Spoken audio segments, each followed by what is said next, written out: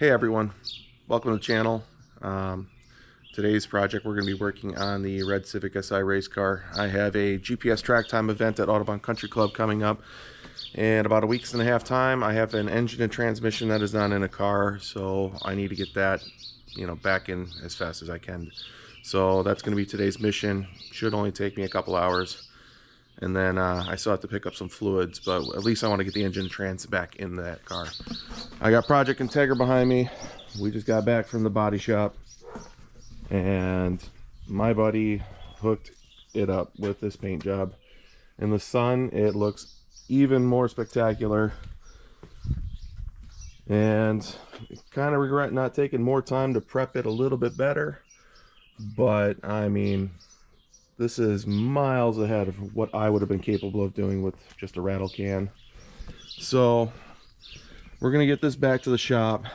I got to get it up in the air, but first I have to free up the lift. So lots of stuff to do on this car. It's gonna pick up pace really quick.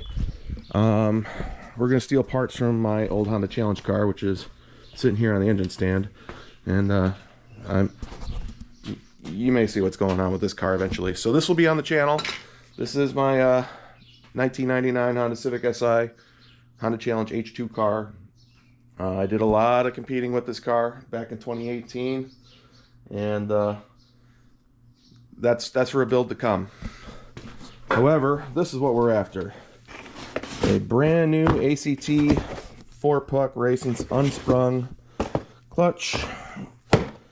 That's coming with me. We're gonna steal the Fidanza flywheel. Take the intake manifold off there.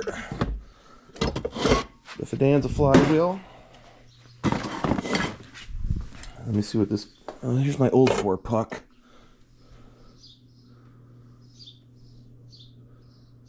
Yeah, this one's almost to the rivets.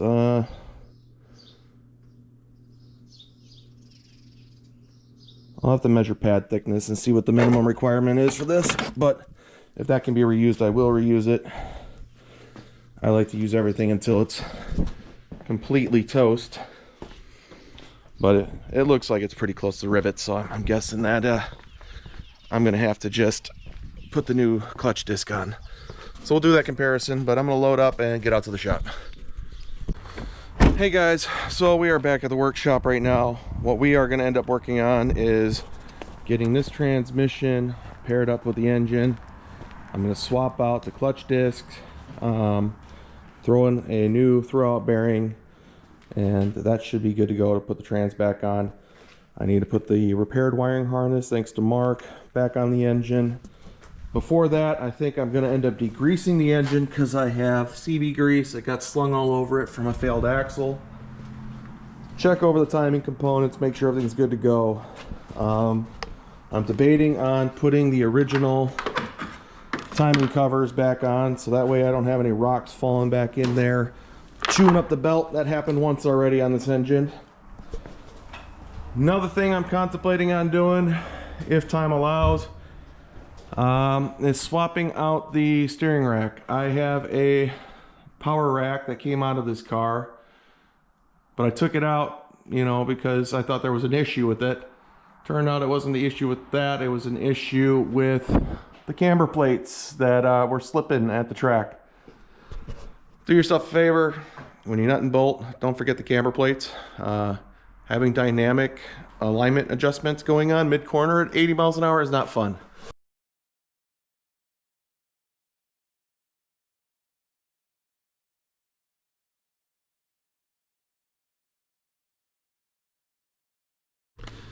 So while working on this, I got the pressure plate off, and yet again, mixed matched hardware on a rotating assembly. I have two different styles of ARP bolts, and to this day I do not understand why people mix and match on rotating masses. Thankfully, I had a brand new set of ARPs to go with this thing, and I have them installed. Now the only downside is I don't have a 3/8 torque wrench currently available, So Corey's on his way out to bring his. He was planning on coming out anyways. So we'll get this knocked out. We'll get the transmission, you know, paired up here shortly.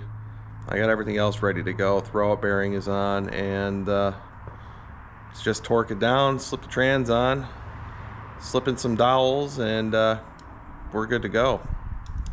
So I'm just waiting for Corey to arrive, and we'll end up getting the rest of this together. All right, so Corey came to the rescue. He ended up bringing his 3/8 torque wrench. We ended up torquing that into 2 steps instead of the 3 steps that's typically recommended. I have new dowel pins that I'm gonna go grab right now. We're gonna slap those on, get this transmission going. But Corey, did you check out that engine bay? Just a wee bit. Let's take a gander. That's what y'all say up here in the Wisconsin area, right? Take a gander? Maybe up there and up north. The moose area. So shiny and white. This is how it should have been done the last time. you would think. But instead, it's strip it all back down and prep it correctly. Yeah, but look at all the extra work Laz did to like where those spot welds were, and well, plus all the extra work we did of even scuffing it, because that didn't get done. yeah, that was one thing Laz said that we did do right, was it was prepped fairly okay. There was a couple spots where we didn't like completely smooth it out, and there's a little texture in the clear coat, but I mean, I don't even think we took care of like the front core support even when I was up here last. But it looks like relatively, it looks like it came off the assembly line white. Yeah, I actually I did the core support. The only thing I didn't really do too much was underneath the core support. So this is a U problem. That was definitely a U problem. But yeah, he took the spot welder over and did all these spot welds. Nice. Yeah, it looks good. So excited. Yep, we'll get to work on that, but we're gonna finish up getting this Civic running. Speaking of Civic, center console, I think I bought enough dowel pins. What'd you get, like 20 pack? Cool.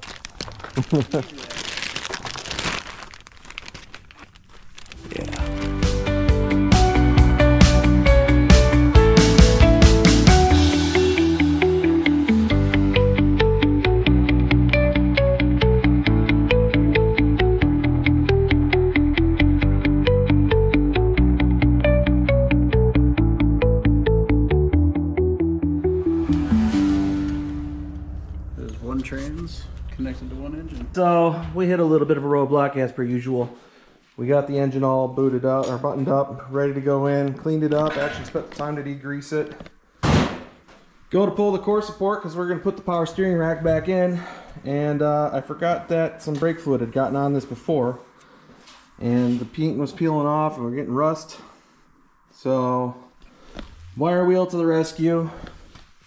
I'm cleaning it up. We're probably just gonna buzz all of it down on top, get some primer on it, and then lay down some black paint if I still have some black spray paint. So that's where we're at right now. All right, so we're gonna do it down and dirty. Just give her a wipe down. Got most of the oxidation off of it.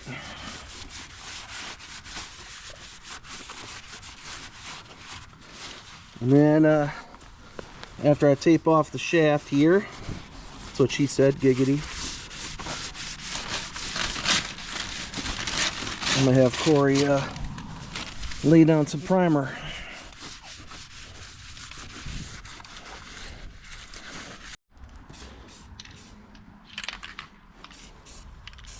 I didn't do that front.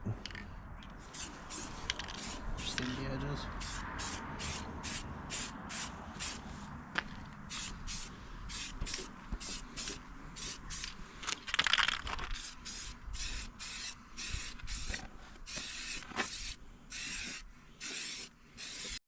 Alright, we're laying on the black. Yummy, yummy.